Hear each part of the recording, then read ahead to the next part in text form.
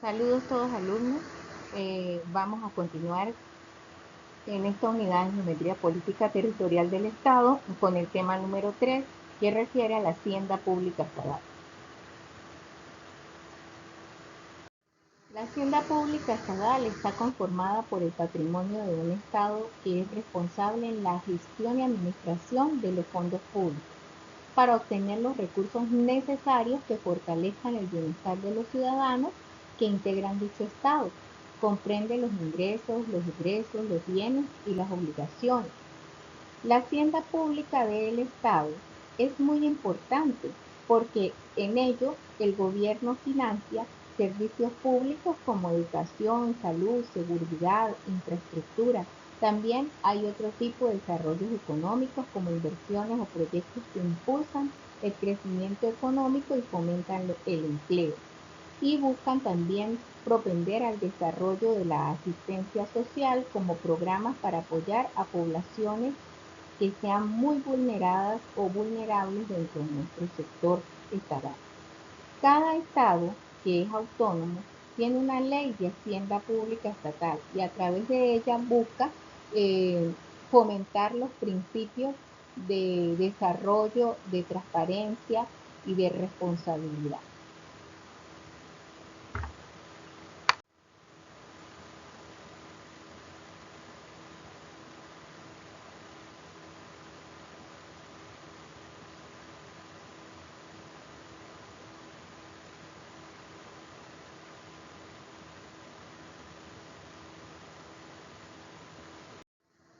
Seguidamente vamos a hablar de la administración de los bienes de los estados. Cada estado de la federación tiene autonomía y según la Constitución ellos se encargan de disponer de la administración de cada uno de sus bienes. Eso es parte de los atributos que son reconocidos en este pacto federal. En Venezuela pues sucede lo mismo. Cada uno de los estados administra sus bienes, pero hay una excepción. La sección está dirigida a las minas metálicas como son las de hierro, oro, plata, plomo, estaño, cobre y níquel, los yacimientos de hidrocarburos y las tierras baldías.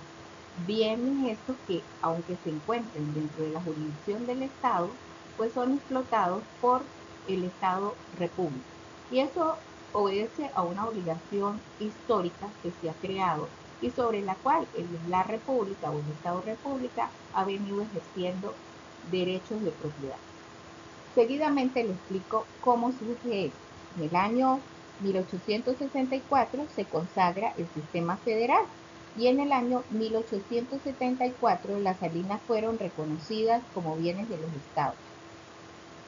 Esto lo administraron con entera independencia del gobierno nacional. Posteriormente, en el año 1881 al 1891, los estados se obligan a cederle al gobierno de la federación la administración de las minas, terrenos baldíos, salinas y el producto de la administración de los bienes se destinó un tercio al Poder Federal para ser invertido en el fomento del país y 2/3 a los estados, debiendo su distribución ser proporcional a la población que cada uno de ellos tenía. A partir de 1893 se tuvo como renta propia de los estados el total del producto de las minas, tierras baldías, salinas, administradas por el poder en general. Renta que debía ser distribuida quincenalmente entre los estados en proporción de la población de cada uno. Este sistema duró hasta el año 1925. La Constitución dictada en este año dispuso que la renta de las salinas, de los australes, de las perlas, de las minas y las tierras baldías, incluido el producto de la venta de estas salinas y de estas tierras baldías, ingresaría al Tesoro Nacional y al Gobierno Nacional. Incluiría anualmente en la ley de presupuesto una partida conocida con el nombre de situado constitucional, destinada a ser distribuida entre los estados en proporción a la población de cada uno de ellos. En líneas generales, el sistema creado en el año 1925 se ha estabilizado en el país. La Constitución vigente, en el artículo 156, numeral 16, atribuye la competencia del Poder Público Nacional. Forma parte de la Hacienda Pública Nacional, aunque la propiedad de los mismos le corresponda técnicamente a los estados cuya jurisdicción se encuentre cada uno de ellos. Así, el artículo 156, numeral 16, dispone lo siguiente. Cito, Constitución de la República Bolivariana de Venezuela, 156. Es de la competencia del Poder Público Nacional. Numeral 16. El régimen y administración de las minas e hidrocarburos, el régimen de las tierras baldías y la conservación, fomento y aprovechamiento de los bosques, suelos, aguas y otras riquezas naturales del país. El Ejecutivo Nacional no podrá otorgar concesiones mineras por tiempo indefinido. La ley establecerá un sistema de asignaciones económicas especiales en beneficio de los estados en cuyo territorio se encuentren situados los bienes que se mencionan en este numeral, sin perjuicio de que también puedan establecerse asignaciones especiales en beneficio de otros estados. Fin de la lámina. Según la evolución histórica, hemos hecho referencia que a cambio de las minas, hidrocarburos, tierras baldías, australes y las demás riquezas naturales, se instituyó este llamado situado constitucional, que no es otra cosa que una cuota de ingresos del Poder Central, el cual es redistribuido entre los estados y el Distrito Capital. La Ley Orgánica del Poder Central establece el porcentaje en el cual se distribuía en el año 1990, dice que debía ser del 16% del total de los ingresos ordinarios estimados en el respectivo presupuesto, y ese porcentaje aumentaría anualmente y consecutivamente en un 1% hasta alcanzar un total del 20%. Según la Constitución vigente, establece en su artículo 167, numeral cuarto, ¿cuáles son los ingresos del Estado? Y ahí dice 167 de la Constitución de la República Bolivariana de Venezuela, son ingresos de los estados, numeral cuarto, los recursos que le corresponden por concepto del situado constitucional. El situado es una partida equivalente a un máximo del 20% del total de los ingresos ordinarios estimados anualmente por el Fisco Nacional, la cual se distribuirá entre los estados y el Distrito Capital en la forma siguiente: un 30% de dicho porcentaje por partes iguales y el 70% restante en proporción a la población de cada una de dichas entidades. En cada ejercicio fiscal, los estados destinarán a la inversión un mínimo del 50% del monto que le corresponde por concepto de situado. A los municipios de cada estado le corresponderá en cada ejercicio fiscal una participación no menor del 20% del situado y de los demás ingresos ordinarios del respectivo estado. En caso de variaciones de los ingresos del Fisco Nacional que impongan una modificación del presupuesto nacional, se efectuará un reajuste proporcional del situado. La ley establecerá los principios, normas y procedimientos que propendan a garantizar el uso correcto y eficiente de los recursos provenientes del situado constitucional y de la participación municipal en el mismo. Fin de la cita, artículo 167. En la Ley Orgánica de Descentralización anteriormente citada, establece también que se va a incorporar el llamado situado municipal, que en el año 1990 correspondía al 10% del total de los ingresos ordinarios estimados del respectivo estado. Tal porcentaje iba a aumentar anualmente y consecutivamente en un 1% hasta alcanzar un 20%. Siendo así, tal explicación pues refiere a que el situado constitucional no es más que la transferencia de los recursos financieros del gobierno nacional a los estados y a los municipios. Y los mismos pues tienen dos componentes. Primero, que están referidos a un porcentaje de los ingresos ordinarios para cada uno de los estados según lo determina la ley y la Constitución, y que esto se encuentra relacionado en una proporción de los ingresos del estado que puede variar en función de la población u otros criterios. Bueno, en nuestro país, Venezuela, los planes coordinados de inversiones surgen cuando el gobierno nacional o el Ejecutivo Nacional anualmente se obliga junto con los gobernadores del Estado, que también representan el Ejecutivo del Estado federal, un plan coordinado de presupuesto. Ese plan coordinado de presupuesto de inversiones pues, tiene que referir a inversiones específicamente o programas de inversión educativas, agropecuarias, culturales, científicas, tecnológicas, de salud y asistencia social, de reordenamiento de las áreas urbanas y marginales, programas de construcción, reparación de vías de comunicación y servicios de transporte, conservación del ambiente y recursos naturales. Y pues debe hacer uso del 50% de el presupuesto del situado constitucional. Allí juega un papel muy importante el Ejecutivo, tanto nacional como el Ejecutivo estatal, porque depende de la administración de ella el bienestar de la población. Esa es la idea porque va dirigido a planes específicamente sociales. Este plan de coordinación, en resumen, es una herramienta clave para la planificación y ejecución de proyectos de desarrollo en Venezuela, donde el Ejecutivo Nacional y los estados trabajan conjuntamente. Los gobernadores juegan un papel central en esta coordinación, tanto a nivel estatal como a nivel de los municipios, ya que de ellos depende también los recursos que van a transferir a los municipios para estas mismas obras. Seguidamente vamos a hablar de las transferencias progresivas de servicios concurrentes.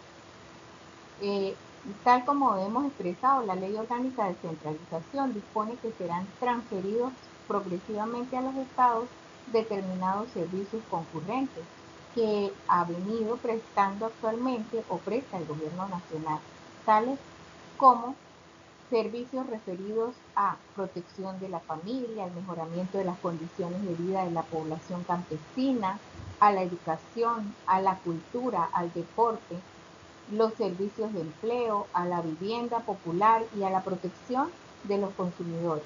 Esta transferencia de servicios se efectuará mediante convenios que celebra el Ejecutivo Nacional y el Estado. La iniciativa de transferencia de un servicio específico a un Estado puede surgir del Ejecutivo Nacional, el cual debe dirigirse a la Asamblea Nacional. Este podrá acordar o negar la transferencia. Si la acuerda, se dirige al respectivo Consejo Legislativo, la cual, previa aprobación del gobernador, ratificará o no el acuerdo de la Asamblea Nacional. En caso de afirmación o en caso afirmativo, el gobernador le pondrá en ejecútese a la decisión del Consejo y procederá a la celebración del convenio con el Ejecutivo Nacional. Pero sucede que cuando la iniciativa proviene del gobernador del Estado, este debe hacer una solicitud ante el Ejecutivo Nacional. Oída la opinión del Consejo Legislativo o de su comisión delegada, el Ejecutivo Nacional deberá someter a la aprobación de la Asamblea Nacional o de la comisión delegada el programa de transferencia de servicio otorgado. Y una vez que se dé la aprobación, puede celebrarse el convenio de transferencia.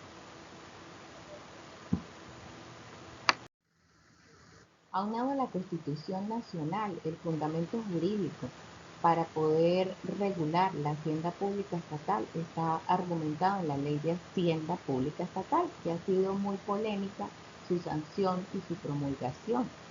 Esta ley se encarga del desarrollo, la gestión financiera, el control interno, la fuente de ingresos de los estados, en concordancia con la Constitución de la República Bolivariana de Venezuela.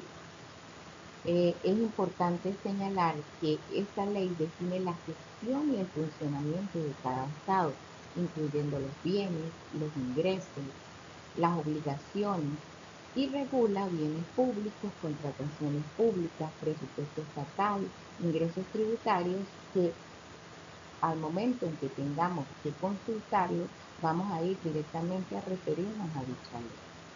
Pero esta ley sola no funciona en la administración de las finanzas del Estado, sino que va de la mano de la ley del Consejo Federal, de la ley del Fondo de Compensación Interterritorial, de la ley orgánica de centralización, de la delimitación y transferencias de competencias del poder público municipal, que sin esta estructura pues estaría incompleta la forma de gestión y funcionamiento de la hacienda pública estatal. El gobernador de cada estado es responsable de la administración y de las finanzas de ese estado, aunado al conjunto de entes competentes que son asignados según la ley. Y pues ellos tienen sus responsabilidades y aparte de eso la obligación de rendir cuentas de toda esta gestión. Pero eso lo veremos en la parte de la rendición de cuentas.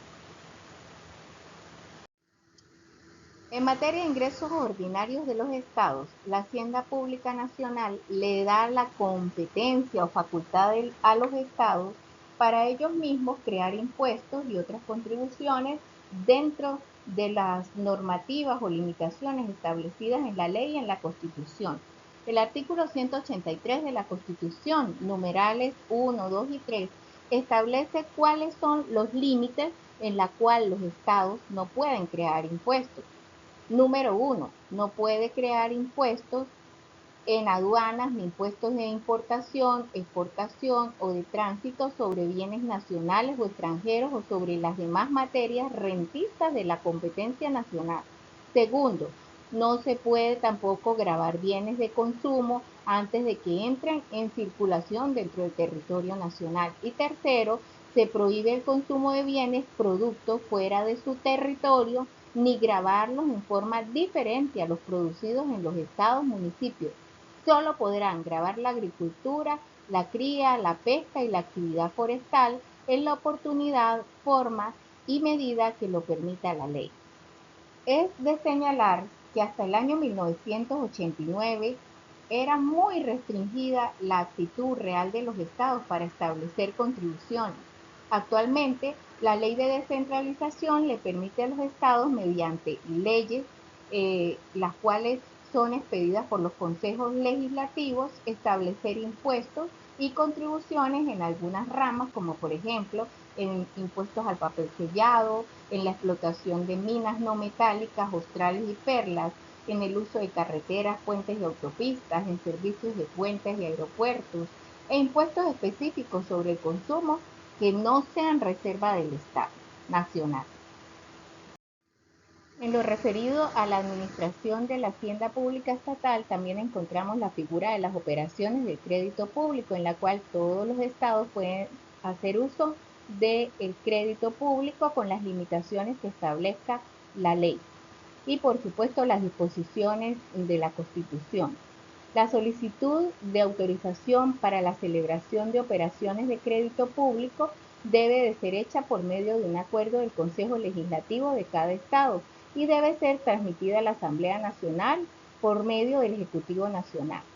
Dicha solicitud debe contener los datos siguientes. Primero, debe expresar el programa de inversión. Segundo, el plazo para la amortización. Tercero, la tasa máxima de interés. Cuarto, la forma de pago. Quinto, garantías ofrecidas y demás características financieras de la operación. En todo caso, para que el gobernador del estado pueda contratar el empréstito, se requiere que el Consejo Legislativo del Estado haya dictado una ley que lo autorice, en la cual se le incluirán los datos anteriormente indicados y la autorización dada también por la Asamblea Nacional.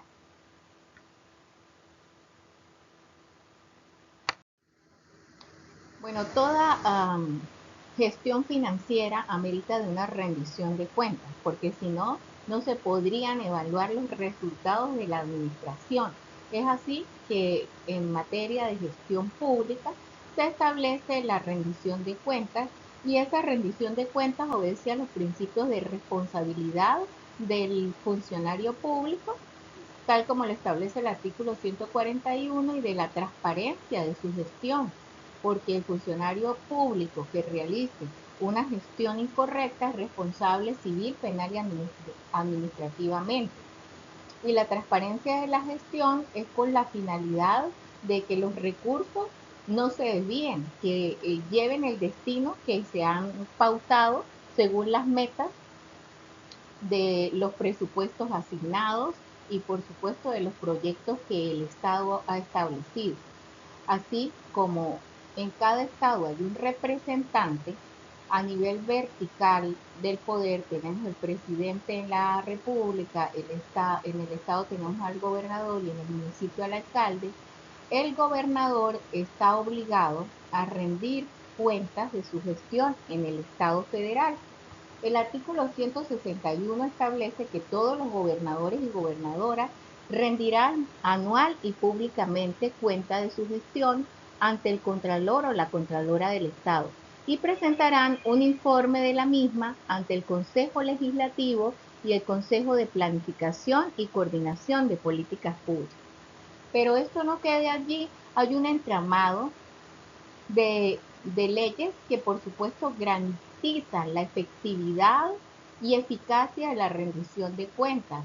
Actualmente tenemos la Ley Orgánica de Participación Ciudadana, donde le concede al ciudadano la facultad que la Constitución de 1999 le garantiza como un derecho a la participación, en el cual él mismo puede solicitar rendición de cuentas y ser parte de activa de ese control de la gestión del Estado.